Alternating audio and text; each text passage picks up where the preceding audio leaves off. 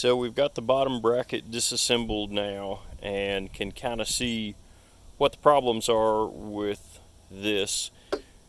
When you look at the bearings and the cages are completely packed with a mixture of dirt, congealed grease, and other unidentifiable substances, but so there's no way those can roll smoothly. The one on the drive side, this one is a lot worse. It has a lot more solid, basically it just looks like a mixture of soil and grease in it. This one from the non-drive side is a little bit cleaner looking, a little bit more lubricating ability still in there, but neither of them are even remotely acceptable. But the cages can be cleaned up. We'll put new bearings in them. Shouldn't be a big problem. This cup is good. Of course, we've got the lock ring. Unfortunately, when I started looking at the axle, I realized we did have some problems that are going to be challenging to resolve, require some parts at least. I cleaned the axle up. Everything looked pretty good on this side. Nice clean races. They're fairly smooth. When you run like the tip of a screwdriver around it, you didn't feel any roughness. Unfortunately, when we look at this one, it has a couple of pretty distinct pits in it. And these are way beyond just running your screwdriver and it feeling smooth. These are bad. You can smooth these out. I've seen people polish that kind of thing out. That's not the direction I'd prefer to go. I have ordered what appears to be a matching axle online. An axle for this kind of bike isn't a given that you're going to find the right thing, and it is certainly not the dimensions of the most standard axles, cotter crank axles that you're going to find available online. So we're going to see what we get in and see if it works. If it doesn't, we'll be in for hunting around for used parts, or maybe trying to polish those out and see if we can get a year or two of use out of this axle. The next part of this project I'm going to take on is to get all the cables off. Many of you have done cable removal and replacement before, but for those of you that haven't, that are viewing this, I wanted to give you just an idea of the process. It's pretty straightforward. One thing I do is I always have a roll of tape.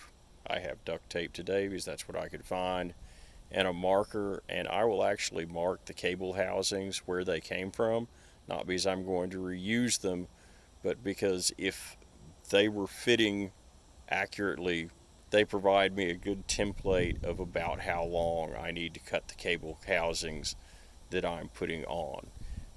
But I do that as part of the process, but otherwise I just clip the ends off the cables, pull the cables out, take the cable housings out, and you're done. So I'm going to do that part of the process in kind of a stop motion video, and because you probably don't want to watch 10 minutes of me clipping cables. One important tool for this process is a set of cable cutters, regular vice grips, pliers, things like that you may have around. They will cut the cables, but you won't enjoy it very much. These cables are really pretty strong. So a dedicated set of cable cutters, mine happen to be Park Tool, are well worthwhile for this process.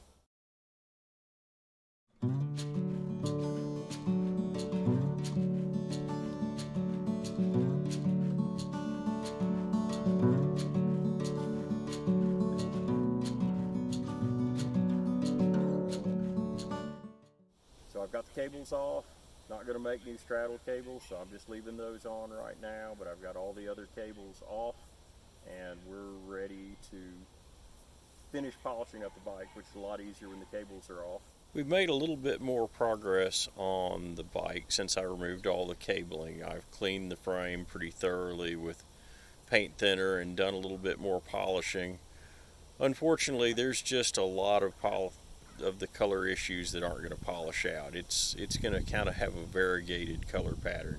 I think it's growing on me a little bit, but what we're going to do right now is remove the quill stem and the headset, because I need to clean and replace the bearings in the headset. since it is a little bit different on older bikes that have quill stems, or inexpensive new bikes, some of the low end bikes, the big box store bikes still have quill stems. It's not a super difficult process, but it is different.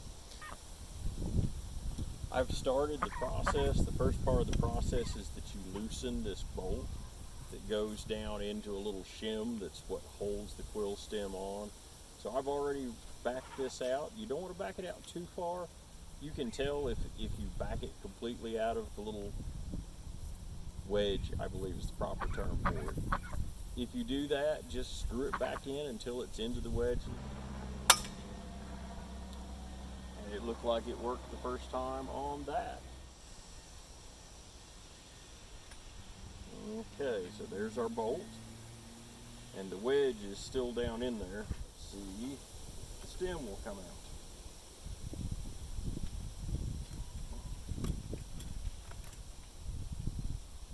And yay, no problem in that regard. So now we've got handlebar, stem, and the shifters, which are mounted on that, all loose. Just to show a tiny bit more detail how this sort of system works, we've got this long bolt here that goes down through,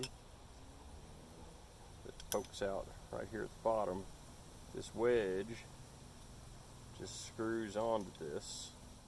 So now the wedge is threaded on here, and if you see, this stem is split just a little bit on just this one side. But what happens is as you tighten this nut, it pulls the wedge up and it spreads this out and locks this inside the steer tube. So pretty simple way to make that work.